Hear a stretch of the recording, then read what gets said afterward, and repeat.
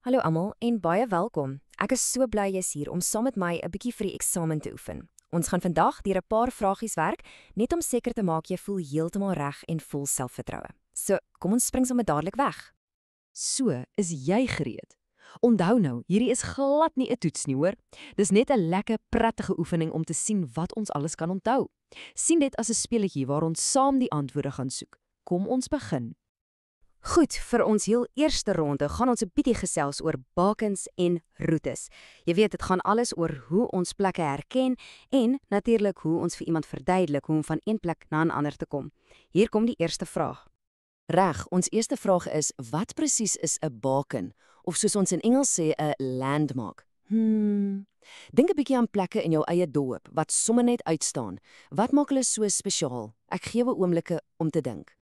Reg so. 'n Baken is enige iets spesiaals in 'n plek wat uitstaan en jou help om jou pad te vind.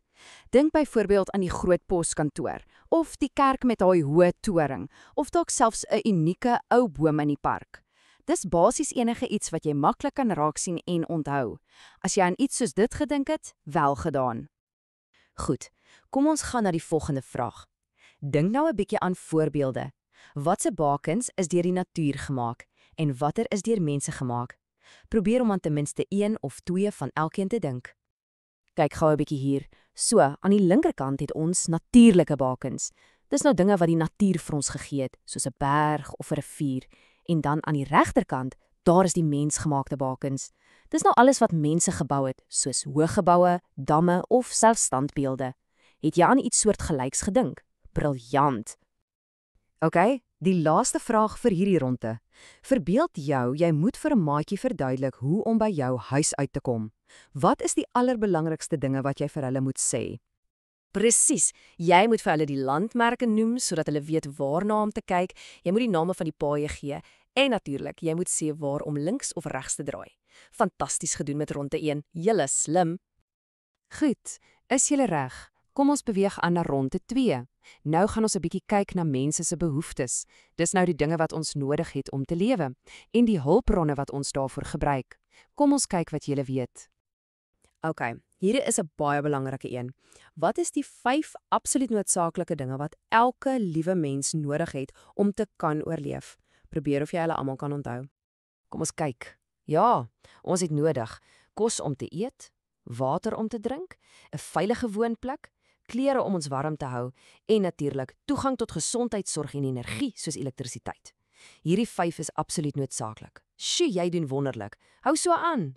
Nou, kom ons fokus vir 'n oomblik op een van daardie behoeftes. Hoekom is 'n woonplek of 'n skuil so verskriklik belangrik?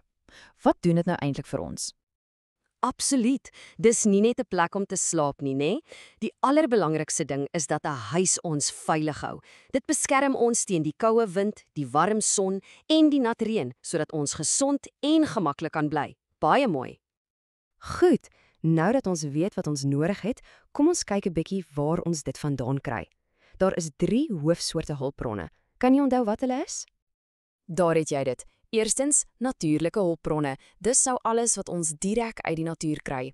Dan, tegnologiese hulpbronne. Dit is al daai slim goed wat mense uitgevind en gemaak het. En laastens, mense as hulpbronne. En dit is ons eie talente en vaardighede. Kom ons kyk gou na 'n paar voorbeelde. Hier is jou kans om weer voorbeelde te gee. Wat is 'n goeie voorbeeld van 'n natuurlike hulpbron? En wat van 'n tegnologiese een? Dink mooi. Perfek. Natuurlike hulpbronne sluit dinge in soos grond om in te plant, water om te drink en minerale uit die aarde. Tegnologiese hulpbronne is weer al die masjiene en toestelle wat ons lewens makliker maak, soos motors, rekenaars en televisies. Julle is op dreef. Hierdie laat 'n mens nogal dink. Ons het nou net gesê mense is 'n hulpbron, maar hoekom? Wat maak 'n mens dan 'n hulpbron?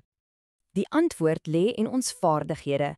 Elke persoon het spesiale talente en kennis, en ons gebruik daardie vaardighede om dinge te doen of te maak wat ander mense help.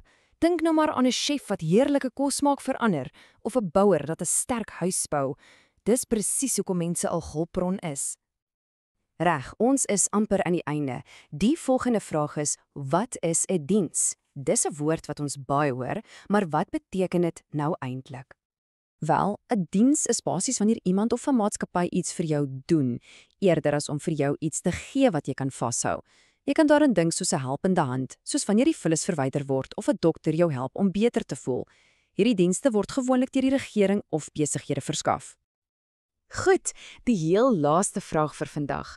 Nou dat ons weet wat 'n diens is, kan jy dalk aan 'n paar voorbeelde dink van dienste wat ons amper elke dag gebruik. Hier is 'n paar uitstekende voorbeelde. Ons het gesondheidsdienste soos hospitale, onderwysdienste soos jou eie skool, vervoerdienste soos busse en treine en dan die baie belangrike afval- en riooldienste wat ons gemeenskappe skoon en netjies hou. En dit is dit. Julle het absoluut fantasties gedoen. Ons het deur alles gewerk van bakens en roetes tot by dienste. Jy het gewys, jy ken jou werk en jy is nou soveel beter voorberei vir daai eksamen. Baie sterkte, jy gaan sommer wonderlik doen.